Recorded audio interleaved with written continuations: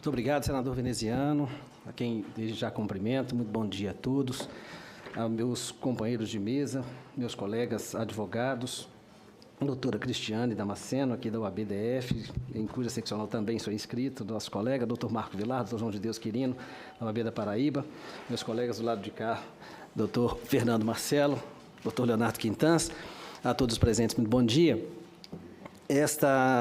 Inicialmente, é necessária uma palavra de agradecimento e também de cumprimentos pela iniciativa, e aí na pessoa de Vossa Excelência, senador veneziano, cumprimento os senadores que subscreveram o requerimento, porque esta é uma casa, exatamente uma casa de debates, é o próprio parlamento, onde as palavras precisam ser ditas e bem ditas para formar o consenso e formar o convencimento de todos os senadores e deputados que aqui dialogam o tempo todo. Eu acho que a iniciativa é muito válida e louvável, e este é um cumprimento. E o agradecimento pela oportunidade e aos senadores também que subscreveram o requerimento de que a NPM pudesse estar aqui presente. Sobre este projeto de lei 4489, nós estamos, e aqui no nosso entender, nós que somos advogados públicos, nós que representamos os procuradores dos municípios de todo o Brasil, somos mais de 20 mil procuradores em todo o Brasil, temos procuradores em todos os estados da federação, e ainda faltam muitos municípios para terem suas procuradorias instituídas ou terem seus procuradores concursados. Mas o que se está a debater aqui é o exercício da advocacia, e não uma advocacia contra outra advocacia. É o método de seleção para a advocacia que defende o próprio Estado, para a advocacia que defende a União, os Estados, o Distrito Federal, cada município.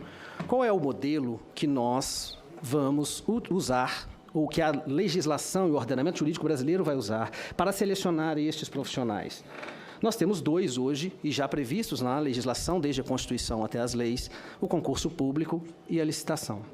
Este projeto, ao nosso entender, alarga as possibilidades de contratação direta, por meio do regime de licitações, pela via da inexigibilidade, e o faz ao tornar singular, de modo amplo, a atividade da profissão de advocacia, a atividade do profissional. E também amplia a notória especialização e essa alteração mediante inclusão do artigo 3º-A no Estatuto da Advocacia, amplia para a notória especialização o rol de possibilidades para que mais profissionais possam ser contratados pela via direta. E aí nós passamos a nos perguntar, este é o modelo que mais atende ao ordenamento jurídico? E é muito confortável inaugurar um debate deste com colegas da advocacia, porque nós somos, por profissão, por dever de profissão, exatamente, estamos na altercação todos os dias nos tribunais, defendendo partes contrárias, defendendo interesses contrapostos, e estamos habituados com a divergência, e é no plano dessa divergência que nós precisamos debater. Quando nós temos o concurso público, nós temos uma regra constitucional, e que já foi dito aqui, de aplicação de princípios de igualdade, de impessoalidade, que são princípios basilares. Isonomia é um princípio basilar, segurança jurídica é um princípio basilar da existência do próprio direito. E temos no concurso público a via de seleção ordinária, regular, comum, de todos os servidores que exercem atividade do Estado. Todos estes servidores que exercem atividade direta são selecionados pela via do concurso público. E isso é o que está na Constituição, não há nenhuma novidade nisso, e há muitos anos. A via da licitação é prevista para, e aqui também o doutor Leonardo já o disse, para compras, alienações, contratações de obras e de serviços, mas não para a contratação de mão de obra. Esta é a regra. E nós temos exceções? Temos exceções. Nós temos contratações diretas, por exemplo, por necessidade excepcional de interesse público, mediante contratação temporária? Sim, temos contratação direta de servidores. Nós temos a possibilidade de inexigibilidade da licitação para a contratação de profissionais? Também temos, e está previsto na legislação. Mas está previsto como meio excepcional, não como meio de regra. Este é o ponto central do debate. Quando nós estamos falando de advocacia de Estado, nós adicionamos a essas qualificações do servidor público algumas mais, e também da Constituição. Os artigos 131 e 132 da Constituição estabelecem a advocacia pública como uma função essencial à justiça.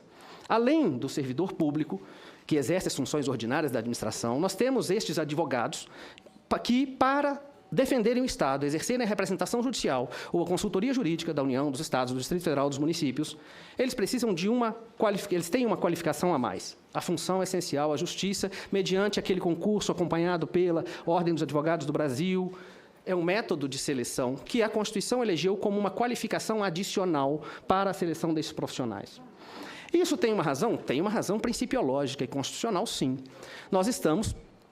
O doutor Leonardo aqui mencionou o princípio democrático, mas nós estamos numa federação, nós estamos numa autonomia, num plano de autonomia de municípios, de estados, de Distrito Federal e União. E no plano dessa autonomia, o concurso público é um meio de ingresso que possibilita exatamente aquela independência, aquela autonomia necessária para a defesa do Estado, e não para a defesa daquele partido político que se alterna, e essa é a democracia, que se alterna de tempos em tempos, mas a defesa do ordenamento jurídico como um todo.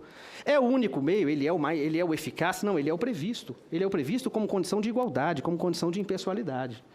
E é neste plano que o alargamento das possibilidades de contratação direta nos preocupa com relação ao prisma constitucional, a preservação, sim, de memória institucional, porque o servidor ele é permanente, é de caráter permanente. Os contratos são baseados, fundamentados em confiança, e a confiança existe sim, e existe em caráter excepcional. E isso já disse também o Supremo Tribunal Federal, em mais de uma oportunidade, quais são as balizas disso, não é um tema simples. E quando nós tratamos de contratação de mão de obra pela administração pública, nós também temos regramento para isso. E nós temos vias absolutamente excepcionais de quem não pertence à atividade típica do Estado, à atividade própria do Estado. A União, e nós estamos falando de um decreto-lei de 1967, que diz da terceirização de mão de obra. E lá diz atividade meio, atividade fim. O Supremo Tribunal Federal já se debruçou várias vezes sobre isso. E nós temos hoje um decreto de 2018 da União, que revogou de 97, para dizer é apenas atividade meio, atividade que não diz com a finalidade própria do Estado. Se nós estamos falando isso para o serviço público regular, para os servidores públicos selecionados regularmente, quando nós falamos de defesa do Estado, nós estamos ampliando essa qualificação profissional. O que precisa o advogado para ser advogado do Estado, segundo a Constituição? Ele precisa ser inscrito na Ordem dos Advogados do Brasil, ele precisa ser advogado. E, além de advogado, ele precisa ser aprovado em concurso público. Esta é a nossa defesa. E essa é a nossa defesa com base em artigos muito específicos da Constituição e que vem de um direito fundamental. Um direito fundamental que concede liberdade de ofício ou profissão a qualquer pessoa. Está lá no artigo 5º, né? O nosso rol de direitos fundamentais, no artigo 5º está lá, dizendo lá no inciso 13, é livre o exercício de qualquer ofício ou profissão, vírgula, e aí vem a reserva legal, atendidas as qualificações profissionais que a lei estabelecer. Quais são as qualificações profissionais que a lei estabelecer e que limitam o exercício, sim, de qualquer ofício ou profissão, para o caso do advogado do Estado? São especialmente essas duas. A inscrição na Ordem dos Advogados, com todos os requisitos e pressupostos que a inscrição já contém. E o segundo, a aprovação em concurso público. Esses são regramentos específicos. Quando nós debatemos e deparamos com o alargamento dessas possibilidades, e aí sim eu vou concordar com o doutor Fernando e discordar do doutor Marco Vilar, nós estamos trazendo a exceção para a regra. É a exceção à inexigibilidade. A regra é o concurso público. E pode haver contratação por inexigibilidade, sim, dentro da exceção. O que nós não podemos é alargar de tal modo o conceito de singularidade, a tornar todos os profissionais por si, e apenas por serem profissionais singulares, e alargar essa possibilidade para que, aí sim, não haver a inexigibilidade. Nós esvaziamos o próprio conceito de singularidade. Há diferença, sim, da singularidade do serviço, conforme o interesse público. E há diferença, sim, da notória especialização. E aqui, eu me dirijo aqui à minha colega e xará, a doutora Cristiane Damasceno, professora reconhecida, renomada na área do direito penitenciário, que eu confesso, eu não tenho notória especialização.